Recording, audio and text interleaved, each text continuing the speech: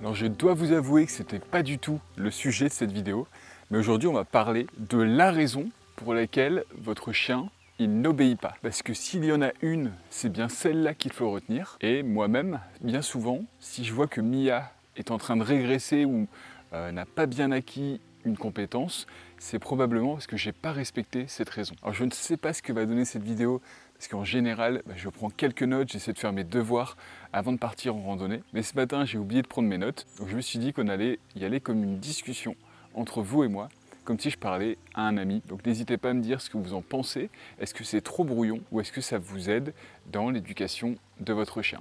Donc nous, on repart en forêt comme d'habitude et on va voir ensemble pourquoi votre chien il stagne dans son éducation ou voir pourquoi il régresse. Vous verrez qu'avec le conseil du jour, je pense qu'il est suffisant déjà pour régler une belle partie des problèmes. Donc c'est parti. On y va Mia? Viens au pied. Oui. Au pied. C'est bien, on y va.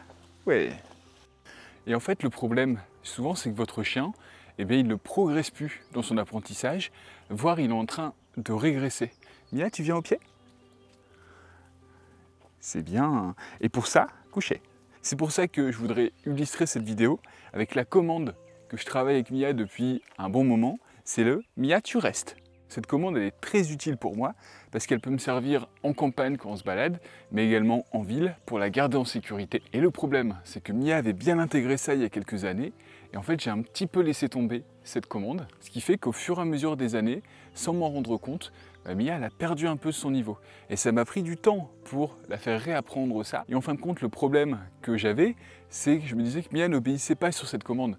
Mais c'est pas vrai, c'est pas de sa faute. C'est juste qu'on avait perdu cette habitude de la travailler. Et on voit bien que moins on pratique quelque chose, moins cette compétence, elle est acquise dans le cerveau et elle s'efface au fur et à mesure. Et pourquoi ça se passe souvent comme ça?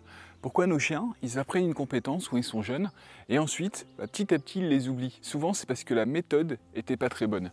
Mia, assis? C'est bien, bien mon chien. Bravo. Viens au milieu. Et en fait, l'apprentissage, il est dynamique. L'apprentissage pour le chien, c'est pas quelque chose qui est figé dans le temps. Et donc la manière de travailler avec lui, ça va pas être comme le fait de passer un examen. On va tout donner d'un coup et ensuite c'est bon, on a validé notre diplôme. Non, en fait, il n'y a pas de diplôme. Le chien, ils ont besoin d'un apprentissage qui va être constant. Sinon, vous allez vous retrouver comme Mia il y a quelques mois, où on a dû retravailler le reste à fond parce que je sentais que son niveau avait bien trop baissé par rapport à notre niveau d'exigence. Mais du coup, qu'est-ce que c'est qu'un mauvais apprentissage et qu'est-ce que c'est qu'une bonne séance d'apprentissage? Comment est-ce qu'on fait? Et en fait, ce que j'ai remarqué, c'est que souvent, lorsqu'on veut éduquer un chien, donc lorsqu'on l'adopte, on veut bien faire. Donc on va mettre le paquet au début. Et moi le premier, dès le début, quand Mia est arrivée, j'ai commencé à me former, à lire des bouquins là-dessus. J'ai essayé de lui donner toutes les armes pour être un chien qui est bien éduqué, qui est bien dans ses pattes. Mais la problématique de ça, c'est que souvent on va donner le paquet au début. Tu viens Mia? Et ensuite, on va baisser un petit peu notre niveau d'exigence, baisser les répétitions. Et c'est là que le bas blesse. La chose qu'il faut absolument éviter de faire et qui peut être contre-intuitive, c'est de donner des séances de plus d'une heure à son chien sur des exercices bien précis, en se disant que ces séances, ça suffira pour que notre chien obéisse sur n'importe quelle compétence ou n'importe quelle commande. Et c'est pas comme ça que notre chien y réfléchit. C'est pas comme ça qu'il apprend. En tout cas, c'est ma conviction à moi et libre à vous de ne pas être d'accord. Mais moi, la manière dont j'éduque Mia, j'essaie de lui apporter ce que j'appelle un apprentissage dynamique. C'est-à-dire qu'on va rarement planifier des séances d'entraînement qui sont supérieures à 10 minutes, voire un quart d'heure maximum. Mais par contre, on va utiliser les promenades, les sorties qu'on fait ensemble, comme des séances d'apprentissage qui peuvent durer du coup 2 heures, 3 heures sans vraiment la fatiguer.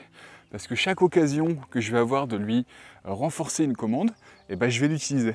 Et en fin de compte, ces séances planifiées de un quart d'heure, 10 minutes, c'est des séances que j'utilise souvent pour modeler un nouveau comportement ou modeler une nouvelle commande. Donc si je reviens par exemple à la commande « tu restes », ce que je vais faire là, c'est que Mia elle est en train de faire sa vie derrière moi. Je vais simplement lui demander de revenir au pied, je vais la laisser sentir un petit peu. Mia, tu viens au pied ma puce? Oui. Au pied. Donc là, elle revient. Coucher. C'est bien. Et pendant la balade, tu restes. Tu restes. Et pendant la balade, je vais la faire travailler comme ça, régulièrement, sur plusieurs types de commandes. Donc le reste, vous voyez qu'elle a énormément progressé. Elle n'est plus du tout en stress. Et aujourd'hui, malheureusement, on ne va pas être sur un terrain vague. Donc je vais avoir du mal à vous montrer à quelle distance Mia peut tenir sans revenir vers moi comme la dernière vidéo. Mais vous voyez que là, elle a une belle distance. Elle n'a pas bougé. Elle ne s'est pas assise. Elle est parvenue vers moi.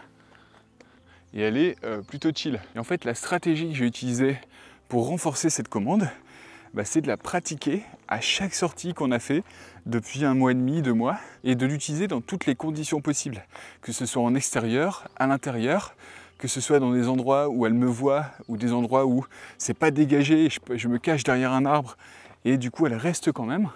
C'est ça qui fait que Mia, elle a développé cette compétence. Bravo Mia! Et vous voyez, elle n'est pas du tout stressée, on y va. Bravo! T'es sage. Et le fait de distiller comme ça les commandes, les ordres, les règles pendant la balade, ça fait qu'elle ne va pas être frustrée, elle ne va pas être fatiguée de ça. Peut-être qu'en fin de balade, avec la fatigue, avec la chaleur de l'été, ça va être un petit peu plus difficile, mais c'est tellement plus efficient et tellement plus pratique d'apprendre comme ça que d'apprendre sur des séances qui sont fixées. Parce que là, on apprend dans un environnement extérieur qui n'est pas si simple que ça, parce qu'il y a souvent des bruits d'animaux, il y a souvent des gens qu'on va croiser. Chaque événement qui n'était pas prévu, c'est une occasion de renforcer quelque chose chez votre chien. Donc si vous voulez avoir un chien qui est bien éduqué, arrêtez de planifier des séances de une demi-heure, 1 heure. Au lieu de faire ça, essayez de les remplacer par 2 heures de balade où vous travaillez une commande régulièrement le long de cette balade. Ça peut même être en ville. Alors pour le reste, c'est plus compliqué et je ne vous le recommande pas. Mais si vous apprenez n'importe quelle autre commande, le fait qu'il y ait des gens qui passent, des voitures, des bruits, ça va juste vous aider à avoir un chien qui sera encore plus focus et plus obéissant une fois qu'il aura été désensibilisé à tous ces stimuli. Et pour moi, c'est exactement la même chose que lorsqu'on était étudiant et qu'on avait un examen, et parfois, on se mettait à réviser la veille au soir. On révisait pendant toute la nuit et le lendemain, on avait une note qui était moyenne. Mais la problématique de ça, c'est que après quelques jours seulement, on avait déjà tout oublié. Alors que si on était sur un apprentissage progressif, régulier, chaque jour, ça se marque beaucoup plus dans le cerveau. Et donc votre chien, c'est exactement la même chose. La commande, l'ordre, la règle, peu importe ce que vous voulez lui apprendre, ça sera beaucoup mieux gravé dans son esprit que si vous faisiez quelques séances au début et ensuite vous lâchez un petit peu la bride. Et cette règle-là, elle fonctionne pour n'importe quel chien. Que vous ayez un chien avec une race un petit peu plus têtue ou que vous ayez un chien jeune ou âgé, ce principe-là, si vous arrivez à l'intégrer pour vos séances d'entraînement, ça le fera largement progresser. Et si vous voulez savoir quel chien est le plus adapté à vos conditions, selon votre style de vie, selon l'investissement que vous êtes capable de mettre en lui, je vous rappelle que mon quiz sur quel chien est fait pour vous, il est disponible dans la description de cette vidéo. Je vous ai également mis les caractéristiques des races principales avec leurs avantages et leurs inconvénients. Moi, je vous remercie d'avoir regardé cette vidéo. C'est des contenus qui sont un peu moins travaillés. Si ça vous plaît, j'essaierai d'être un peu plus spontané dans les prochaines vidéos. Nous, on va continuer notre petite randonnée avec Mia, continuer à travailler le reste. Et je vous dis, je pense à dimanche pour la prochaine vidéo. Merci, au revoir.